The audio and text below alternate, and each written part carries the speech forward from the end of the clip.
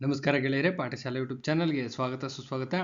ಈ ದಿನ ನಿಮ್ಮ ಶಿಮೂಲ್ ನೋಟಿಫಿಕೇಷನ್ನ ಡೇಟ್ ಎಕ್ಸ್ಟೆನ್ಷನ್ ಮಾಡಿದ್ದಾರೆ. ಶಿಮೂಲ್ನ ಡೇಟ್ ಎಕ್ಸ್ಟೆನ್ಷನ್ ಆಗಿದೆ. ಅದರ ಅರ್ಥ ಇಷ್ಟೇ, ಸಿಂಪಲ್ಲಾಗಿ ಹೇಳ್ತೀನಿ. ಅರ್ಜಿ ಸಲ್ಲಿಸುವ ದಿನಾಂಕ ವಿಸ್ತರಣೆ ಆಗಿದೆ. ಇದರ ಅರ್ಥ ಅಪ್ಲಿಕೇಶನ್ ಯಾರು ಹಾಕಿಲ್ಲ ಅವ್ರು ಹಾಕ್ಕೋಬೋದು. ಯಾರು ಇನ್ನೂ ಅಪ್ಲಿಕೇಶನ್ ಹಾಕಿಲ್ಲ, ಯಾರು ಮಿಸ್ ಮಾಡ್ಕೊಂಡಿದ್ರಿ ಅವರು ಈ ನೋಟಿಫಿಕೇಷನ್ಗೆ ಅಪ್ಲಿಕೇಶನ್ ಹಾಕ್ಬೋದು. ಸೊ ಡೀಟೇಲಾಗಿ ಹೇಳ್ತೀನಿ. ಯಾರೆಲ್ಲ ಚಾನಲ್ ಸಬ್ಸ್ಕ್ರೈಬ್ ಮಾಡಿಲ್ಲ ಸಬ್ಸ್ಕ್ರೈಬ್ ಮಾಡಿರಿ, ವಿಡಿಯೋನ ಮ್ಯಾಕ್ಸಿಮಮ್ ನಮ್ಮ ಪೀಪಲ್ಗೆ ಶೇರ್ ಮಾಡಿರಿ ಅಂತ ಹೇಳ್ತಾ ವಿಡಿಯೋ ಒಳಗಡೆ ಎಂಟರ್ ಆಗೋಣ.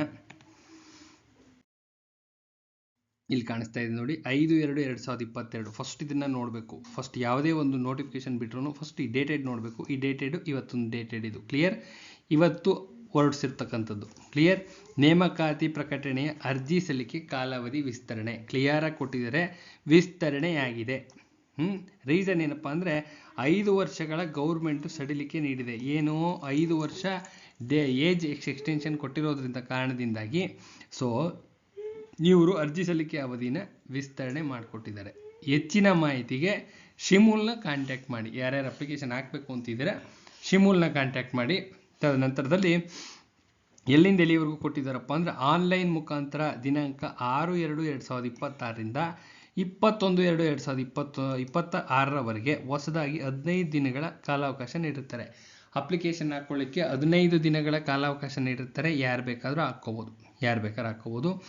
ಹೆಚ್ಚಿನ ಮಾಹಿತಿಗೆ ಈ ನೋಟಿಫಿಕೇಷನ್ನ ಕಂಪ್ಲೀಟಾಗಿ ಓದಿ. ಇನ್ನು ಕಂಪ್ಲೀಟಾಗಿ ಡೀಟೇಲಾಗಿ ಕಂಪ್ಲೀಟಾಗಿ ಓದಿ. ಕನ್ನಡದಲ್ಲಿದೆ, ಅಚ್ಚ ಕನ್ನಡದಲ್ಲಿ, ಅತ್ಯಂತ ಸ್ಪಷ್ಟವಾಗಿ, ಅತ್ಯಂತ ಸಿಂಪಲ್ ಲ್ಯಾಂಗ್ವೇಜಲ್ಲಿದೆ.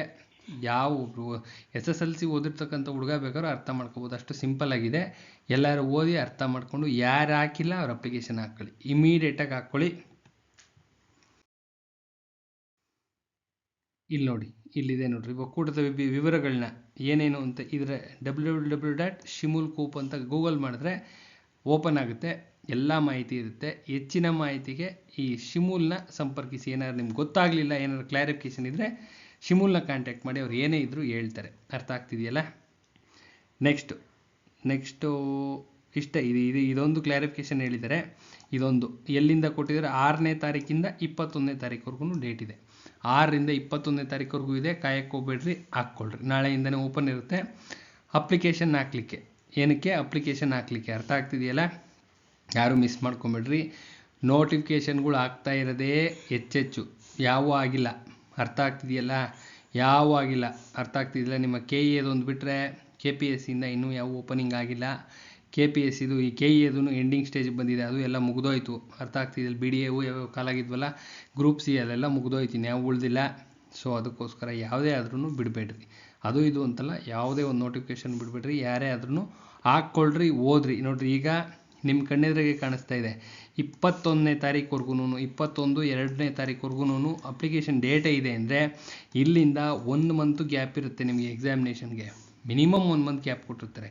ಮಿನಿಮಮ್ 1 ಮಂತ್ ಗ್ಯಾಪ್ ಅಂದರೆ ಮೋಸ್ಟ್ ಪ್ರಾಬಬಿಲಿಟಿ ನಿಮ್ಮ ಇಲ್ಲಿ ಕಾಣಿಸ್ತಾ ಇದೆಯಲ್ಲ 21/2 ಅಂತ ಇದೆಯಲ್ಲ, 21/2 ಅಂದರೆ ಮಾರ್ಚ್ ತಿಂಗಳು ಫುಲ್ಲೂ ಓದಲಿಕ್ಕೆ ಟೈಮ್ ಸಿಗುತ್ತೆ.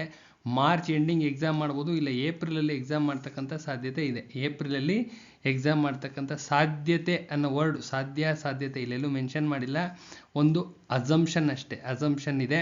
ನಿಮಗೆ 21/2 ಅಂದರೆ ಮಾರ್ಚಲ್ಲಿ ಓದಲಿಕ್ಕೆ ಟೈಮ್ ಸಿಗುತ್ತೆ. ಫೆಬ್ರವರಿನೂ ಟೈಮ್ ಸಿಗುತ್ತೆ ಪ್ಲಸ್ ಮಾರ್ಚು ಟೈಮ್ ಸಿಗುತ್ತೆ ಓದಲಿಕ್ಕೆ. ಅರ್ಥ ಆಗ್ತಿದೆಯಲ್ಲ. ಡೇಟ್ ಆದ ನಂತರದಿಂದ 1 ಮಂತ್ ಟೈಮ್ ಅಂತೂ ಇದ್ದೇ ಇರುತ್ತೆ. ಎಕ್ಸಾಮಿನೇಷನ್ಗೂ ನಿಮ್ಮ ಅಪ್ಲಿಕೇಶನ್ ಲಾಸ್ಟ್ ಡೇಟ್ಗೂ 1 ಮಂತ್ ಗ್ಯಾಪ್ ಅಂತೂ ಇದ್ದೇ ಇರುತ್ತೆ. ಸೊ ಓದಲಿಕ್ಕೆ ಸಫಿಷಿಯೆಂಟ್ ಟೈಮ್ ಇದೆ. ಕೂತ್ಕೊಂಡು ಅಚ್ಚುಕಟ್ಟಾಗಿ ಓದ್ಕೊಳ್ರಿ ಅಂತ ಹೇಳ್ತಾ,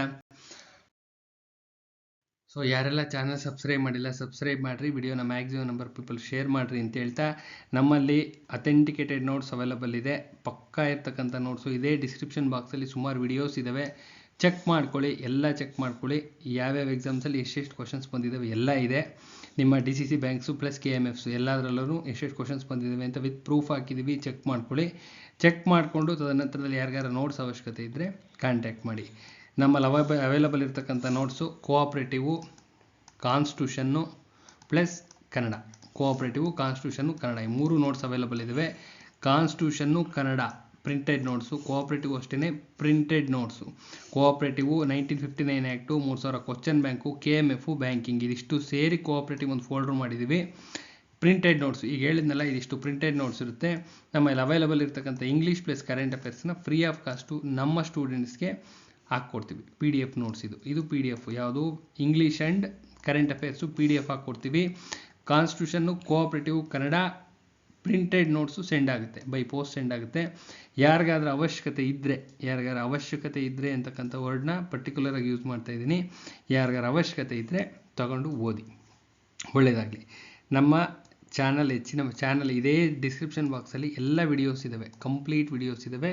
ವಿಡಿಯೋಸ್ನ ನಿಧಾನವಾಗಿ ನೋಡಿ, ಇನ್ನೂ ಸಫಿಷಿಯೆಂಟ್ ಟೈಮ್ ಇದೆ. ಶಿಮುಲ್ನವ್ರಿಗೆ ಕೂತ್ಕೊಂಡು ಆ ವಿಡಿಯೋಸ್ನ ಕಂಪ್ಲೀಟಾಗಿ ವಾಚ್ ಮಾಡಿ ತದನಂತರದಲ್ಲಿ ನಿಮ್ಗೊಂದು ಐಡಿಯಾ ಬರುತ್ತೆ ಯಾವ್ಯಾವ ಎಕ್ಸಾಮ್ಸಲ್ಲಿ ಎಷ್ಟೆಷ್ಟು ಕ್ವಶನ್ಸ್ ಬಂದಿದ್ದಾವೆ ಅಂತ.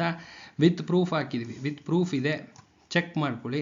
ತದನಂತರದಲ್ಲಿ ಕ್ವಾಲಿಟಿ ಗೊತ್ತಾಗುತ್ತೆ ನಿಮಗೆ, ನೋಟ್ಸ್ ಕ್ವಾಲಿಟಿ. ಅದಾದ ನಂತರದಲ್ಲಿ ಅವಶ್ಯಕತೆ ಇದೆ ಅಂತ ಏನಾದ್ರು ನಿಮ್ಗೆ ಅನಿಸಿದ್ರೆ ಇಮಿಡಿಯೇಟ್ಲಿ ನನ್ನ ನಂಬರ್ ಇದೆ ಮುಂದೆ ಕಡೆ ಕಾಲ್ ಮಾಡಿ ನೋಟ್ಸ್ನ ಕಳಿಸ್ತಕ್ಕಂಥ ವ್ಯವಸ್ಥೆ ಮಾಡ್ತೀವಿ ಅಂತ ಹೇಳ್ತಾ ಈ ವಿಡಿಯೋನ ಇಲ್ಲಿಗೆ ಎಂಡ್ ಮಾಡ್ತಾ ಇದ್ದೀನಿ. ನಮಸ್ಕಾರ.